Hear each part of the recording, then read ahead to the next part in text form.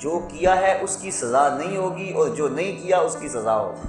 تو عجیب قسم کا دین اور عجیب قسم کا عقیدہ انہوں نے اپنی خواہشات سے گھڑ لیا۔ عیسائیوں نے عقیدہ کفارہ گھڑا۔ عیسائی کہتے ہیں کہ حضرت عیسیٰ علیہ السلام کو بغیر کسی جرم کے سولی چڑھایا گیا۔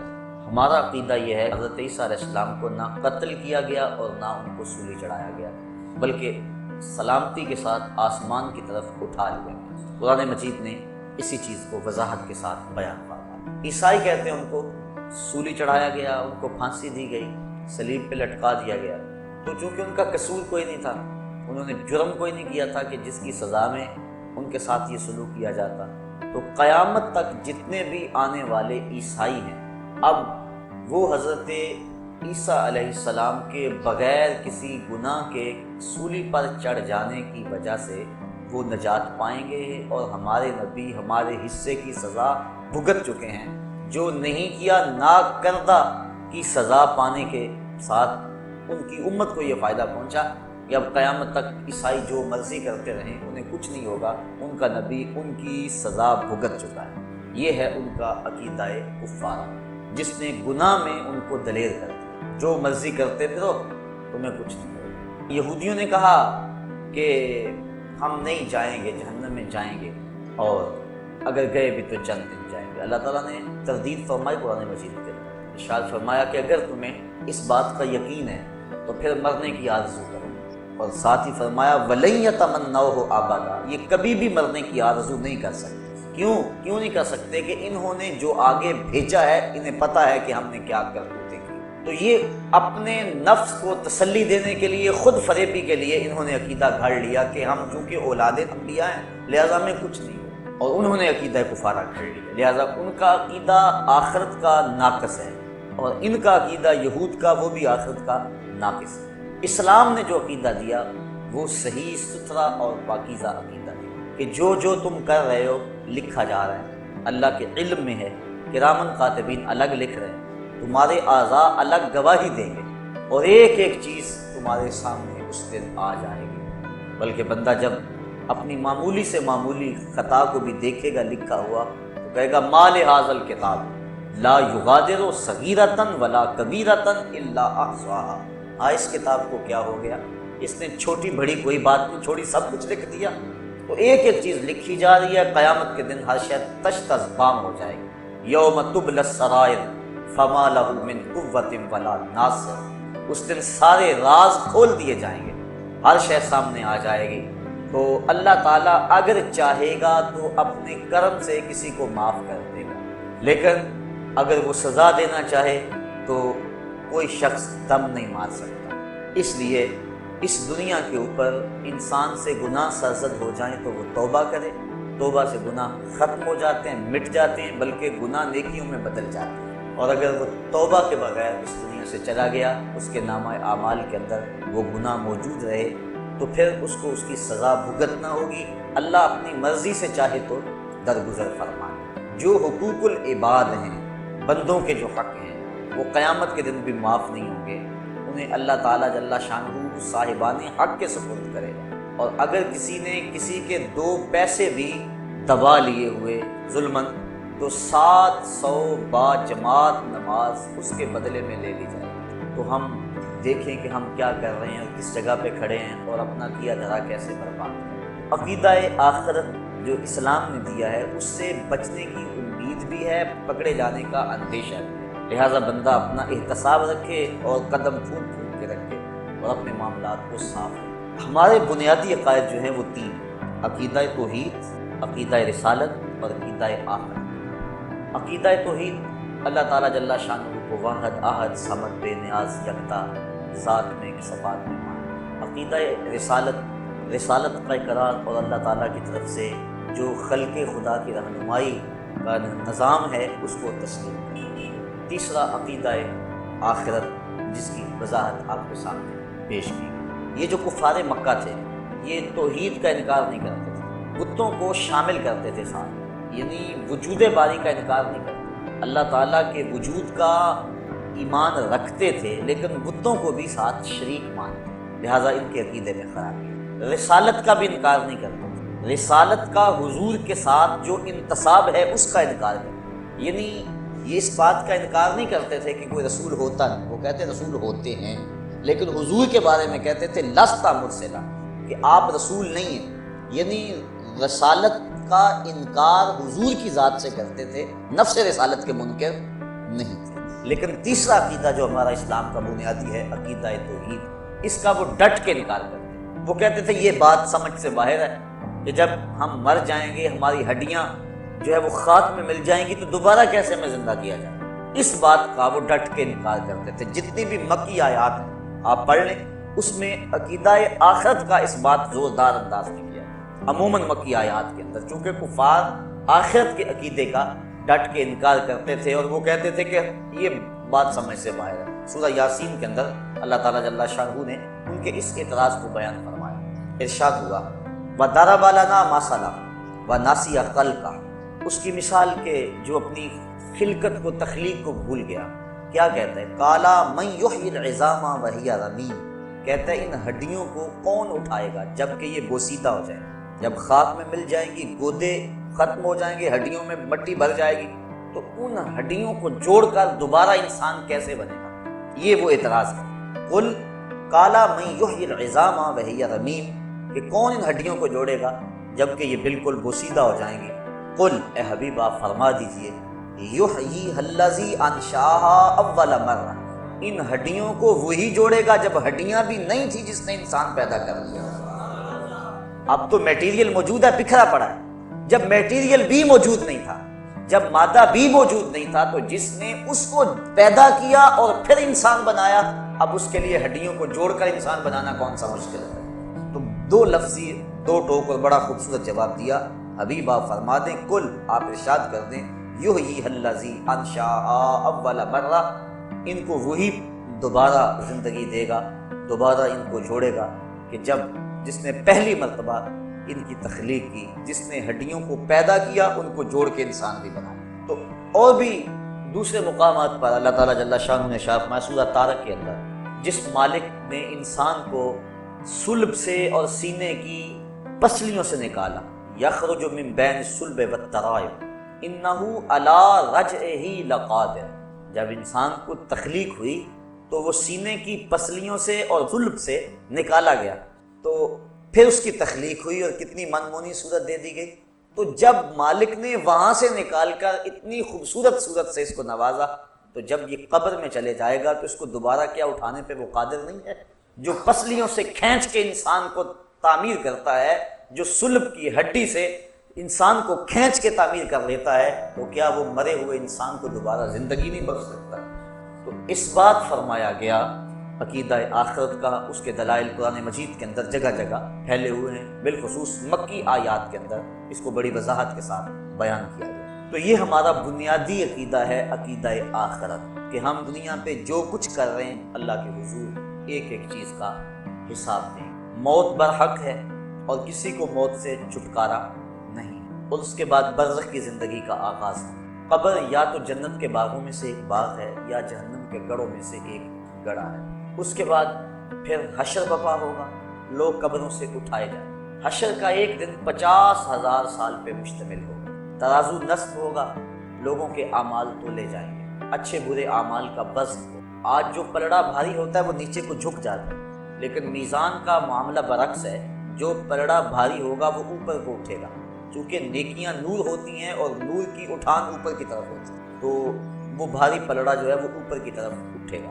اس کے بعد پھر پل صراط سے گزرنا ہوگا، اور وہ بال سے باریک ہے، تلوار سے تیز ہے، اور جہنم کی پشت کے اوپر نصب ہے۔ کوئی بجلی کی سرعت کے ساتھ گزر جائے گا، کوئی تیز رفتار گھوڑے کی طرح گزر جائے گا، کچھ پیدل انسان کی طرح، اور کچھ جو ہے وہ جس طرح انسان بڑی مشکل سے چلتا ہے، جس کے پاؤں ہاتھ نہ ہو، اس انداز سے سست روی سے چلے گا، اور کچھ کٹ کر اس کے اندر گر پڑے گا۔ اور جہنم اور دوزخ اللہ تعالیٰ کے قہر و غضب اور اس کی رضا کے مظہر ہے، جس پہ اللہ راضی ہوگا اس کو جنت میں بھیجے گا، جس پہ ناراض ہوگا اس کو جہنم میں ڈالے گا۔ جہنم کی آگ جو ہے وہ اس دنیا کی آگ کے بدلے میں 70 گنا تیز ہے، بلکہ علماء لکھتے ہیں کہ اگر اس جہنم سے کسی شخص کو نکال کر اس دنیا کی آگ میں ڈالا جائے تو اسے نیند آ جائے، یعنی اس قدر تیز ہے وہ اس آگ کے مقابلے۔ جبریل امین سے حضور نے پوچھا کہ مجھے جہنم کے عذابوں کا تذکرہ سناؤ۔ عرض کی حضور سب سے ہلکا عذاب جہنمی کو جو دیا جائے گا وہ یہ ہے کہ اس کے پاؤں میں آگ کے جوتے ہوں، باقی پورا بدن اس کا سلامت ہوگا، صرف پاؤں میں آگ کے جوتے رکھے جائیں گے۔ یہ خفیف ترین عذاب ہے۔ یغلی منہما دماغو، جوتے پاؤں میں ہوں گے لیکن دماغ پگھل کے ناک اور کانوں کے راستے سے باہر آ جائے۔ یہ سب سے ہلکے عذاب کی کیفیت ہے۔ جو سخت عذاب ہے الحیاس، اس میں بڑی بڑی گہری وادیاں، جہنمی اس میں چیخے گا، پکارے گا، 70 سال تک اس کی آواز کوئی نہیں سنے، اور 70 سال کے بعد داروغہ جہنم جھڑک کے کہے گا بول کیا بولنا ہے؟ وہ کہے گا کہ مجھے پانی دو، اس کو پھر پانی دیا جائے۔ کون سا پانی؟ مائے معین نہیں، سلسبیل نہیں، کوثر نہیں، تسنیم نہیں، کون سا پانی؟ اس کو مائے حمیم پلایا جائے اور غسلین دیا جائے۔ مائے حمیم اتنا گرم اور کھولتا ہوا پانی ہوگا کہ جب اس کو کٹورے میں ڈال کر اس کے سامنے رکھا جائے گا، وہ پینے کے لیے منہ آگے بڑھائے گا، اس سے اٹھنے والی بھاپ سے اس کے منہ کی کھال ادڑ کے اس پیالے میں گر پڑے گی، لیکن اس کے باوجود اس کو پینا پڑے گا۔ یہ اس کے عذاب کی ایک صورت ہے۔ اور غسلین جہنمیوں کے پیپ کا پانی ہوگا، اللہ اکبر، الحیاس باللہ، اور وہ اتنا بدبودار ہوگا۔ امام ابو رجب حنبلی لکھتے ہیں اگر غسلین کا ایک قطرہ اب دنیا پہ ڈال دیا جائے تو اس کی بدبو سے انسان تو انسان رہے، جانوروں کے دماغ میں پھٹ جائے، اور اس کو وہ پانی پینا ہوگا۔ اس نے اللہ کی نافرمانی کی، اس کے حکموں کو توڑا اور اپنی منشا اور مرضی اور خواہش کے مطابق چلتا رہا، تو کل قیامت کے دن سخت اس کو تکلیف اٹھانا۔ جنت اللہ کی رضا کا منظر ہے، اور وہاں زمین کستوری کی ہے۔ اللہ تعالیٰ جل شانہ نے اس کو رنگا رنگ باغوں سے سجایا ہوا ہے۔ مائے معین، کوثر، سلسبیل کی نہریں چلتی ہیں، دودھ کی نہریں چلتی ہیں۔ 500 سال کی مسافت پر اونچے اس کے درخت جن کے اوپر پھل لٹک رہے ہوں گے، اور جب جنتی آرزو کرے گا شاخ جھک کے منہ کے قریب آ جائے۔ مختلف پانی اس کو دیے جائیں گے، لیکن سب سے بڑا جنتی کے لیے اعزاز یہ ہوگا، پورے پلائیں گے اس کو، غلمان پلائیں گے، لیکن سب سے بڑا اس کے لیے یہ اعزاز ہوگا وَسَقَاهُمْ رَبُّهُمْ شَرَابًا طَهُورًا، کہ ان کا رب دست کرم سے شراب طہور کے جام پلائے۔ تو یہ ساری چیزیں آخرت سے متعلق ہیں۔ جہنم اور جنت، پلسرات، میدان حشر۔ میدان حشر کی سختیاں بھی بہت ساری بیان ہیں کہ لوگ اپنے اپنے گناہوں کے سبب سے پسینے میں شراب ہو۔ حضور ارشاد فرمایا کہ لوگ قبروں سے برہنہ اٹھائے جائیں۔ ام المومنین حضرت عائشہ صدیقہ رضی اللہ تعالیٰ عنہا کب کپا گئی کہ حضور ایک دوسرے سے شرم نہیں آئے گی؟ فرمایا عائشہ معاملہ تو اس سے بھی سخت ہے، کسی کو ہوش رہا تو شرم آئے گی، ہر ایک کے طوطے اڑے ہوئے ہوں گے، ہوش اڑے ہوئے ہوں گے، عجیب کیفیت ہوگی۔ اللہ اکبر، لوگ اپنے اپنے گناہوں کے سبب پسینے میں شرابور ہو کے، کوئی گھٹنوں تک، کوئی ٹخنوں تک، کوئی کمر تک، اور کسی کو پسینے کی لگام دی جائے گی، اور وہ یہ یوں ہی پسینہ نہیں ہوگا جس طرح ہمیں پسینہ آتا ہے، وہ گرم ہوگا، گرم۔ اگر اس کا ایک قطرہ احد پہاڑ پہ رکھا جائے تو وہ پگھل جائے، اور اس پسینے کا ایک قطرہ اگر دنیا پہ ڈال دیا جائے بدبو سے دماغ پھٹ جائے۔ اس پسینے سے اپنے اپنے گناہوں کے سبب سے لوگ شرابور ہوں گے، لیکن کچھ لوگ ایسے ہوں گے جن کو اللہ کی رحمت کے سائے ملیں۔ وہ بخاری شریف کی روایت، حضور نے ارشاد فرمایا سبعۃ یظلھم اللہ تعالی فی ظلہ یوم لا ظل الا ظلہ، امام عادل وشاب نشأ فی عبادۃ اللہ۔ 7 اشخاص ایسے ہیں کہ قیامت کے دن جب کوئی سایہ نہیں ہوگا، اللہ انہیں اپنی رحمت کے سائے میں رکھے۔ وہ 7 اشخاص کون ہیں؟ امام عادل، عادل حکمراں۔ دوسرا وشاب نشأ فی عبادۃ اللہ، وہ جوان جس کی جوانی اللہ کی عبادت میں۔ آج ہم سمجھتے ہیں یہ جوانی ہے، اس کو منشا اور مرضی کے مطابق گزارنا چاہیے۔ ابھی تو یہ جوانی کی بہاریں ہیں، ترنگ ہے، ابھی تو پورا نفع حاصل کرنا چاہیے جوانی سے۔ ابھی سے جا کے مسجد میں بیٹھ جائیں، اللہ اللہ کرنے لگ جائیں، فقیروں کی صحبت میں بیٹھیں، علماء کی مجلس اختیار کریں، اچھی محافل میں پہنچیں۔ یہ تو نہیں نا عمر بھائی، وہ تو عمر آئے گی تو دیکھیں گے۔ یہ تو جوانی ہے، اور جوانی مستانی ہوتی ہے، اس کو چوکوں میں، گلیوں میں، بازاروں میں، سینما گھروں میں، کلبوں میں، ہوٹلوں میں گزارو، زندگی کے عیش اور زندگی کی لذتیں حاصل کر لو۔ لیکن نہیں جوانوں، جوانی وہی ہے جو اللہ کی یاد میں۔ در جوانی توبہ کردن شیوائے پیغمبری، وقت پیری گرگ ظالم نیشوت پرہیزگار۔ اللہ کے محبوب علیہ السلام نے ارشاد فرمایا انا حبیب اللہ الشاب التائب حبیب اللہ، لوگوں میں اللہ کا حبیب ہوں، اور جو جوان جوانی میں توبہ کر لے وہ بھی اللہ کا حبیب۔ ذرا دیکھیے تو صحیح، کتنی بڑی بات ہے کہ نوجوان اللہ کا حبیب اور محبوب کہلاتا ہے جو جوانی کی خواہشات کو کچل کر اللہ کی رضا کے لیے جیتا ہے، اللہ کی رضا کے لیے شب و روز گزارتا ہے۔ آقا کریم فرمایا وَشَابٌ نَشَأَ فِي عِبَادَةِ اللَّهِ، وہ جوان جس کی جوانی اللہ کی عبادت میں گزری، کل قیامت کے دن جب کوئی سایہ نہیں ہوگا اس کو اللہ کی رحمت کے سائے نصیب، عرش الہی کے ٹھنڈے سائے تلے، اور جو اس سائے تلے ہوگا اس کو نہ پیاس ہوگی، نہ بھوک ہوگی، نہ رسوائی ہوگی، اور اس کو جام کوثر دیا جائے گا، اور جس کو جام کوثر مل گیا ایک گھونٹ بھی اگر اس کا پی لیا تو 50,000 سال کے دن میں ایک لمحہ بھی اس کو پیاس نہیں لگے۔ یہ زندگی جس پہ ہم بھروسہ کرتے ہیں اس کی اوقات اور حیثیت کیا ہے؟ ہم پتہ نہیں کیوں غافل ہو گئے، ہم نے کبھی اس نہج پہ سوچا ہی نہیں ہے کہ ہم تھوڑے سے عرصے کو خوبصورت بنانے کے لیے، رنگین بنانے کے لیے، پر آسائش بنانے کے لیے اس زندگی کو برباد اور تباہ کر لیتے ہیں جو ابدی اور سرمدی اور نہ ختم ہونے والی۔ آپ ذرا اندازہ کیجئے ہماری ساری زندگی کتنی ہے؟ 50 سال، 45 سال ایوریج نکالیے ماہرین بر صغیر کے لوگوں کی زندگی، چلو 50 سال لگا لو، 60 سال لگا لو، 70 سال لگا لو، یہ کل زندگی ہے نا، اگر تبھی زندگی پائیں تو اتنی زندگی 70 سال لگا لو، چلو 80 سال لگا لو، لیکن آخرت کا ایک دن، صرف ایک دن 50,000 سال کا، تو ذرا تصور تو کریں، ذرا کیلکولیٹر لے کے کسی نے حساب تو کرنا کہ یہ ساری زندگی ایک طرف اور 50,000 سال کا ایک دن ایک طرف، تو جو اس دنیا کو سنوار کے اس دنیا کو برباد کر لیتا ہے اس سے بڑا کوئی بے وقوف ہو سکتا ہے؟ جسے یہ یقین ہے کہ آخرت آنی ہے اور میں نے اللہ کے حضور پیش ہونا ہے اور ایک ایک عمل کا حساب ہونا ہے، اس نے چاہا تو بخش دے گا، اور اگر ہمارے اعمال کی ہمیں سزا ملے تو کوئی روک نہیں سکتا، ہم کوئی ایسی بات نہیں کر سکتے۔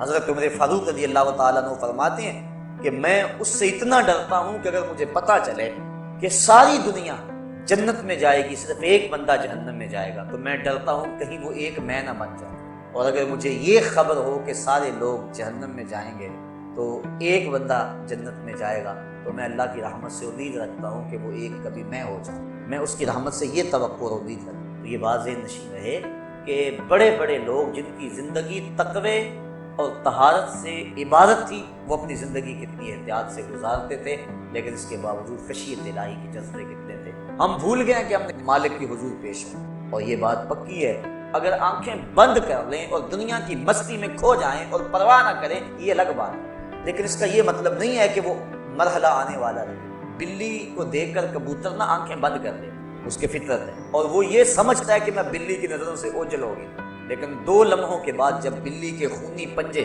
اس کے سینے کو چیر رہے ہوتے ہیں، پھر اسے پتا چلتا ہے کہ میرا آنکھیں بند کر دینا، چشم پوشی کرنا مجھے بلی کے قہر و غضب سے بچا نہیں سکتا۔ اسی طرح اگر ہم چند لمحوں کے لیے اپنی دنیا میں مگن ہو جائے، اپنے جہان میں لگ جائیں اور چشم پوشی کر لیں آخرت سے، تو کیا ہمارا آخرت سے، قبر سے، حشر سے، موت سے اور آنے والے جتنے بھی مراحل ہیں ان سے چشم پوشی کر لینا کیا ان معاملات کو ہمارے سے دور کر دے گا؟ وہ تو بدستور اپنی جگہ پہ کھڑے ہیں اور ہم لمحہ لمحہ موت کے قریب ہو رہے ہیں، اور کوئی پتہ نہیں کس وقت پیغام جلا جائے۔ موم کو آپ رکھ دیں دھوپ میں تو کتنی دیر تک اپنا وجود برقرار رکھ پائے؟ برف قطرہ قطرہ پگھل کے پگھل جائے گی، جب گنتی الٹی شروع ہو جائے تو پھر کام جلدی 0 تک پہنچ جاتا ہے۔ یہ سانسوں کی گنتی الٹی شروع ہے، زندگی کی برف پگھل رہی ہے، ہم سمجھتے ہیں ہم بڑے ہو رہے ہیں لیکن ہم چھوٹے ہو رہے ہیں، ایک ایک لمحہ ہمارا ایک ایک قدم اٹھنے والا موت کے قریب ہو رہا ہے، اور موت کے قریب ہم پہنچ رہے ہیں، لیکن اس کے باوجود کتنی دیدہ دلیری ہے کہ ہم اس کی تیاری نہیں کرتے۔ وہ شخص کتنا غافل ہے جسے یہ یقین ہے کہ موت آنی ہے اور میں نے اللہ کے حضور پیش ہونا ہے اور میرے ایک ایک عمل کا حساب ہونا ہے، اور پھر وہ پریشان نہیں ہوتا اور اب اچھے اعمال کی کوشش نہیں کرتا۔ تو آخرت کا عقیدہ ہمیں، جو مسلمانوں کو عقیدہ آخرت دیا گیا ہے، یہ عقیدہ انسان کی زندگی میں عمل کی بہار لاتا ہے، رونق لاتا ہے عمل کی، کہ چلے گئے دوسرے، میں نے بھی چلے جانا ہے اور وہاں ایک ایک ذرے کا حساب لیا جانا ہے۔ ثم لتسألن یومئذ عن النعیم، اس دن ایک ایک نعمت کے بارے میں پوچھا جائے۔ آج مجھے بھی موقع ہے، آج آپ کو بھی موقع ہے، آج زندگی کی ڈوری لٹکی ہوئی ہے، سانس چل رہی ہے، آج اگر توبہ کریں تو توبہ کا دروازہ کھلا ہوا ہے، آج اگر ہاتھ پھیلائیں تو مالک قریب ہو کے بندوں کی سن رہا ہے۔ ابھی مغرب سے سورج طلوع نہیں ہوا، ابھی باب توبہ واہ ہے، کھلا ہوا ہے، ہماری زندگی، صحت، سب کچھ موجود ہے۔ اب اگر ہم اس کے حضور توبہ کے آنسوؤں سے اپنے گناہوں کے دفتر میں لکھی ہوئی بدیوں کو مٹانے کی کوشش کریں تو وہ مٹ سکتے ہیں، بلکہ وہ نیکیوں میں بدل سکتی ہے، کیونکہ اللہ تعالیٰ نے قرآن مجید میں فرمایا ہم ان کے گناہوں کو نیکیوں میں تبدیل کرتے ہیں جو سچی توبہ کرتے ہیں۔ التائب من الذنب کمن لا ذنب لہ، گناہوں سے توبہ کرنے والا ایسا ہے جس طرح اس نے کوئی گناہ کیا ہوا ہی نہیں، سارے گناہ اس کے مٹ جاتے ہیں، وہ ایسے پاک ہو جاتا ہے جس طرح ماں کے پیٹ سے اس نے جنم لیا۔ یہ کتنی کرم نوازی، اگر ایسا موقع بھی نہ دیا جاتا، جو کر رہے تھے اس کی سزا ہو کے ہی رہنی ہے، پھر تو پھنس گئے تھے، مسئلہ بن گیا تھا۔ لیکن یہاں ہے تم نے جتنے مرضی گناہ کیے ہیں، آؤ مالک کی چوکھٹ پہ آ جاؤ، ندامت کا اظہار کرو، شرمسار ہو جاؤ اور ہاتھ پھیلا کے کہو مالک ہم سے غلطی ہو، ہم تجھے بھولے رہے، دنیا کی بھول بھلائیوں میں پھنسے رہے، ہمیں پتہ ہی نہیں کھتے تیرے حضور ہم نے پیش ہونا ہے، اور اس کا اذعان و یقین تو تھا، لیکن شیطان نے ایسی غفلت طاری کر دی کہ ہم سے کتنی خطائیں صادر ہو گئی۔ اب دیکھ تیرے بندے پلٹ کے بالآخر تیری چوکھٹ پہ آ گئے، مالک کو کریم ہے ہمیں معاف کر دے۔ اللہ تعالیٰ فرشتوں کو کہتا ہے میرے فرشتوں دیکھو یہ میرا بندہ بالآخر میرے در پہ آیا ہے، تم گواہ ہو جاؤ میں نے اپنے اس بندے کی مغفرت فرمائی۔ آقا کریم صلی اللہ علیہ وسلم نے ارشاد فرمایا جب کوئی بندہ جنگل میں جا رہا ہو تو جنگل کے اندر اس کا اونٹ گم ہو جائے، جس کے اوپر اس کے کھانے کا سامان بھی تھا، اس کے پینے کا پانی بھی تھا، اور وہ سو گیا، اونٹ گم ہو گیا۔ اب وہ اٹھا دائیں بائیں دیکھا، اونٹ نہیں مل رہا، صحرا ہے، اب اس کا کھانا بھی وہی، پانی بھی وہی اسی اونٹ پہ۔ اب وہ موت کا انتظار کرنے لگا تھک ہار کے، اور اچانک اس کی آنکھ لگ گئی۔ پھر جب اس کی آنکھ کھلی تو اونٹ جو ہے وہ اس کے پاس کھڑا تھا، تو وہ بڑا خوش ہوا اور کہنے لگا اے اللہ میں تیرا رب اور تو میرا بندہ۔ کہنا تو یہ تھا نا کہ میں تیرا بندہ اور تو میرا رب۔ تو اس نے جلدی میں اور اس قدر سے خوشی ہوئی کہ خوشی سے مغلوب ہو گیا، اور اسے لفظ بھی یاد نہ رہے کہ میں کیا کہہ رہا ہوں، تو اس نے یہ کہہ دیا کہ اے میرے اللہ تو میرا بندہ اور میں تیرا رب، یعنی اس نے یہ خوشی سے کہا، اس قدر مغلوب ہو گیا۔ تو فرمایا کہ صحابہ اس بندے کو جب اونٹ مل گیا اور اس نے مغلوب ہو کے یہ بات کہی، بتاؤ اس کو اونٹ ملنے سے کتنی خوشی ہوئی؟ کہا کہ حضور بہت زیادہ۔ فرمایا جس قدر اونٹ ملنے سے اس کو خوشی ہوئی، جب بندہ توبہ کرتا ہے اللہ اس سے بھی زیادہ خوش ہوتا ہے۔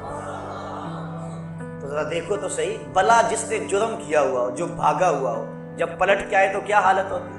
باپ کے گھر سے بھاگا ہو یا ماں کے پاس سے بھاگا ہو، استاد سے بھاگا ہو یا تھانے سے بھاگا ہو، جیل خانہ سے بھاگ گیا ہو یا کسی اور جگہ سے بھاگ گیا ہو، بھاگا جب پلٹ کے آتا ہے تو اسے پتہ ہوتا ہے کہ میرے ساتھ کیا سلوک ہونے والا ہے۔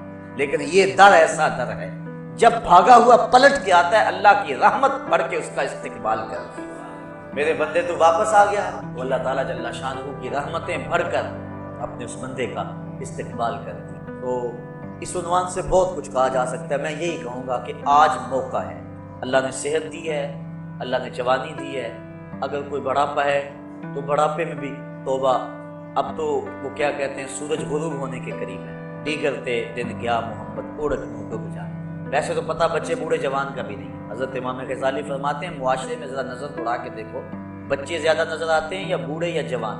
کہا تمہیں بچے زیادہ نظر آئیں گے۔ کہا اس کا مطلب یہ ہے کہ لوگ جوان کم ہوتے ہیں، زیادہ بچپن میں مر جاتے ہیں۔ تمہیں پھر دیکھو جوان زیادہ ہیں یا بوڑھے زیادہ ہیں؟ کہا بوڑھے کم نظر آئیں گے، جوان زیادہ نظر آئیں گے۔ کہا اس کا مطلب یہ ہے کہ لوگ بڑھاپے تک کم پہنچتے ہیں، زیادہ لوگ جوانی میں موت کے منہ میں چلے جاتے ہیں۔ اور اگر کسی کو اللہ نے یہ مہلت دے دی کہ وہ بوڑھا ہو گیا تو پھر اس کو اب بڑھاپے میں بھی اپنے رب سے دور نہیں رہنا چاہیے، اور جوان کو جوانی کے لمحوں کو غنیمت سمجھنا چاہیے اور اپنے رب کی حضور رجوع لانا چاہیے، پچھلے گناہوں سے توبہ کرنا چاہیے، آخرت کا عقیدہ مضبوط سے مضبوط تر ہو اور اسے یقین ہو کہ میں نے اللہ کے حضور پیش ہونا ہے، اور یہ عقیدہ اور یہ اذعان و یقین اس کو آخرت کی سختیوں سے بچا سکتا ہے، اس کی زندگی میں انقلاب لا سکتا ہے۔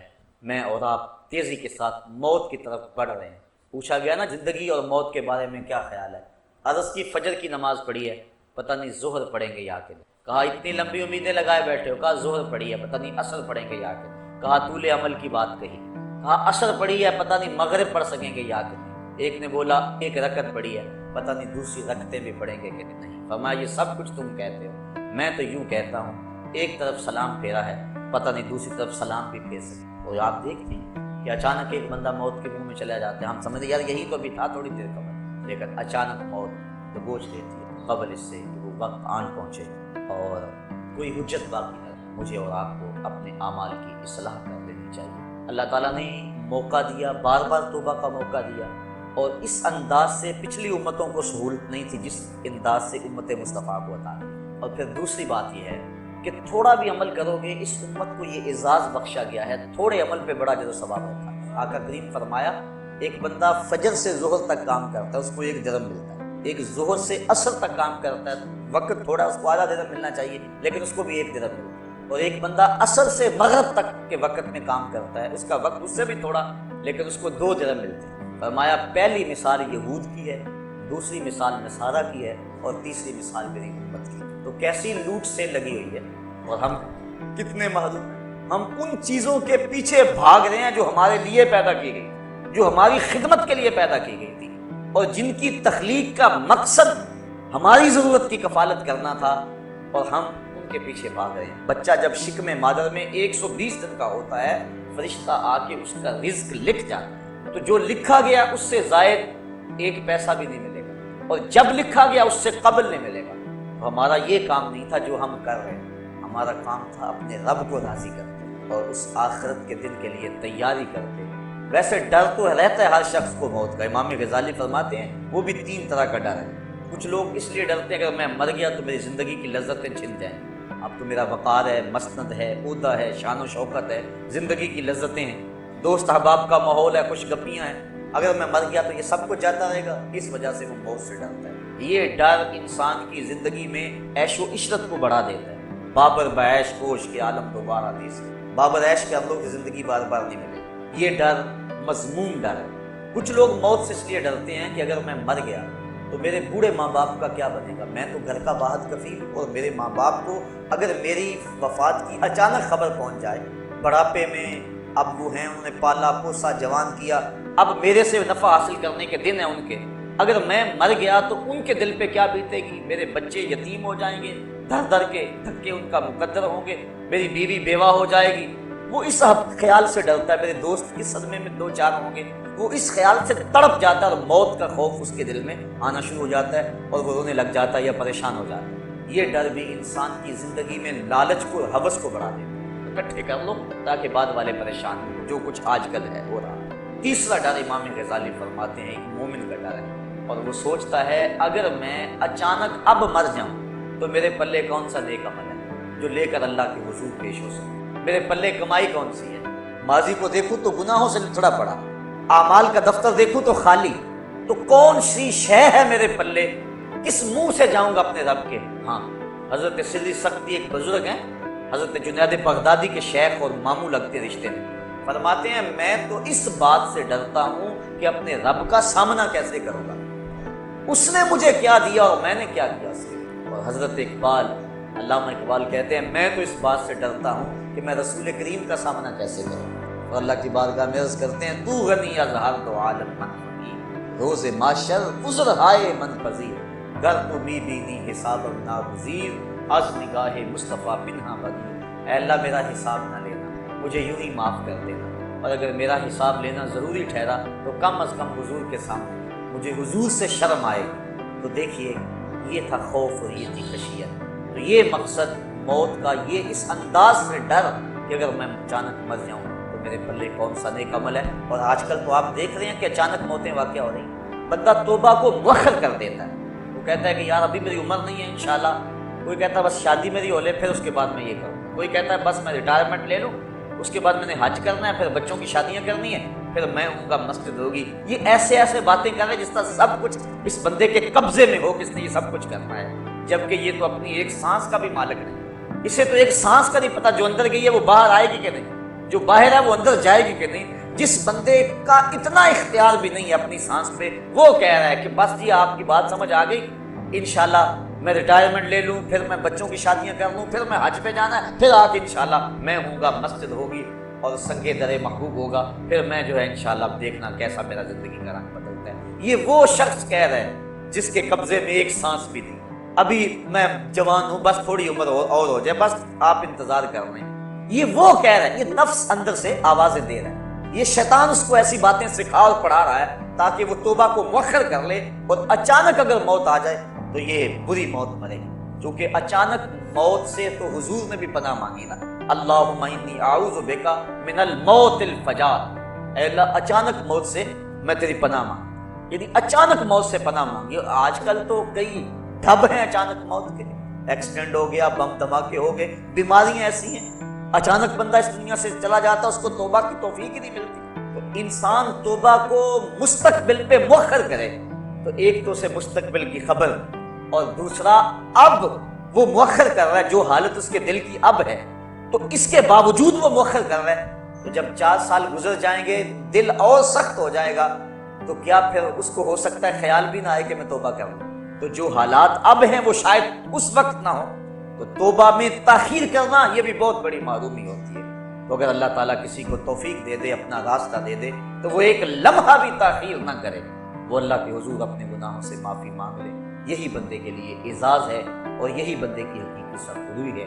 عقیدہ آخرت ایک بڑا وسیع مفہوم ہے، اور اس کے عنوان سے بہت کچھ کہنے والا تھا، لیکن آج کی اس نشست میں اسی عنوان سے کچھ باتیں میں آپ کی گوش گزار اس امید سے کی ہیں، شاید کہ کسی دل میں اتر جائے میری بات، اور میں اور آپ اپنی زندگی کے اندر تبدیلی لانے کی کوشش کریں، اچھے لوگوں کی سنگت اور صحبت میں بیٹھیں، اور اپنے معمولات کو بہتر رکھیں۔ برے لوگوں کی صحبت سے بچنا بہت ہی ضروری ہے، کیونکہ اللہ کے محبوب علیہ السلام نے ارشاد فرمایا المرء علی دین خلیلہ فلینظر احدکم من یخالل، ہر شخص اپنے دوست کے دین پہ ہوتا ہے، جب وہ کسی سے دوستی لگانے لگے تو وہ دیکھے کہ وہ کس سے دوستی لگا رہا ہے۔ اس لیے ہم نے کسی سے تعلق جوڑتے ہوئے پہلے دیکھنا ہے کہ اس کے معمولات کیا ہیں۔ اگر کوئی غافل ہے تو پھر نمازی کو بھی وہ غافل کر دے گا، اور اگر کسی نماز پڑھنے والے سے دوستی ہے تو پھر ایک دن وہ اس کو کھینچ کے مسجد کی طرف لے جائے گا۔ اس لیے میں اور آپ اپنی دوستیاں، اپنے دائیں بائیں کے ماحول، اچھے لوگوں کی سنگت اور صحبت اختیار کیا کرو، اور اچھی چیزیں سننے کو ملیں تو اس کے لیے وقت نکالا کرو۔ اللہ مجھے آپ کو توفیق عمل عطا کر دے، اور میری دل کی اتھاہ گہرائیوں سے آپ اگر میرے دل کو دیکھ سکے تو میرے دل کے اس وقت جذبات کیا ہیں، میرے دل کی اتھاہ گہرائیوں سے آپ سب کے لیے، اس مجلس میں موجود نوجوانوں کے لیے بالخصوص بے پناہ محبتوں کے جذبات ہیں، اور میرے دل کی آرزویں اور تمنا یہ ہے مالک ان سب ساتھیوں کو اپنے عرش کا ٹھنڈا سایہ نصیب فرما دے، اور یہ تبھی ممکن ہے کہ ہم اپنی زندگی کو بدلیں۔ تو بات یہاں سے چلی تھی وَشَابٌ نَشَأَ فِي عِبَادَةِ اللَّهِ، وہ جوان جس نے جوانی اللہ کی عبادت کی۔ اور اگلا فرمایا وَرَجُلٌ قَلْبُهُ مُعَلَّقٌ بِالْمَسَاجِدِ، وہ آدمی جس کا دل مسجد کے ساتھ لگا رہتا ہے، اس کو ڈھونڈو تو مسجد میں ملے گا، تلاش کرو تو اللہ کے گھر میں ہوگا۔ لوگ تو کہتے ہیں فلاں مسیتڑ ہو گیا ہے، لیکن اس مسیتڑ کی قدر و قیمت کا کل قیامت کے دن خبر ہوگی، پتہ چلے۔ اور چوتھا شخص وَرَجُلٌ دَعَتْهُ امْرَأَةٌ ذَاتُ مَنْصَبٍ وَجَمَالٍ فَقَالَ إِنِّي أَخَافُ اللَّهَ، وہ مرد، وہ جوان جس کو کسی عورت نے دعوت گناہ دی، اور وہ عورت بھی معمولی نہیں تھی، ذات و منصب و جمال، حسن کی پیکر تھی اور صاحب منصب تھی، اس نے اس کو اپنی طرف لبھانا چاہا۔ اب اس نوجوان نے کیا اس کی پیشکش کو قبول کر لیا؟ قدموں میں بچتے ہوئے حسن کو اس نے ٹھکراتے ہوئے کہا انی اخاف اللہ، تیری بات کیسے مانوں، مجھے خدا سے ڈر لگتا ہے۔ یہ کہہ کے اس نے حسن کی پیشکش کو ٹھکرا دیا۔ حضور فرماتے ہیں کل قیامت کے دن جب کوئی سایہ نہیں ہوگا، اس جوان کو اللہ اپنے عرش کا ٹھنڈا سایہ نصیب فرمائے گا۔ کام اس نے بہت بڑا کیا، بہت بڑی بات تھی جو اس نے کی، اور یقیناً اس کو اس کا صلہ کل قیامت کے دن عطا کیا جائے گا۔ وَرَجُلَانِ تَحَابَا فِي اللَّهِ اجْتَمَعَا عَلَيْهِ وَتَفَرَّقَا إِلَيْهِ، اور وہ دو آدمی جو اللہ کے لیے جیے، اللہ کے لیے ملے اور اللہ کے لیے الگ ہوئے۔ وَرَجُلٌ تَصَدَّقَ بِصَدَقَةٍ فَأَخْفَاهَا حَتَّى لَا تَعْلَمَ شِمَالُهُ مَا تُنْفِقُ يَمِينُهُ، اور وہ شخص جس نے خلوت میں کسی کو صدقہ دیا اور دائیں نے صدقہ کیا، بائیں کو خبر نہ ہو۔ اور ساتواں شخص وَرَجُلٌ ذَكَرَ اللَّهَ خَالِيًا فَفَاضَتْ عَيْنَاهُ، تنہائی میں بیٹھا تھا، اللہ جپ رہا تھا کہ اس کی آنکھ سے خوف خدا کی وجہ سے آنسو چھلک پڑے، فَفَاضَتْ عَيْنَاهُ، آنکھیں بہہ پڑی۔ پھر کیا ہوا؟ اللہ کے محبوب فرماتے ہیں کل قیامت کے دن اس نوجوان کو بھی، شخص کو بھی اللہ اپنے عرش کا ٹھنڈا سایہ عطا فرمائے۔ اللہ تعالیٰ مجھے قیامت کی حشر کی اس کڑکتی دھوپ میں اپنا سایہ رحمت عطا فرمائے، اور حضور کا دامان رحمت ہم سب کو نصیب ہو جائے۔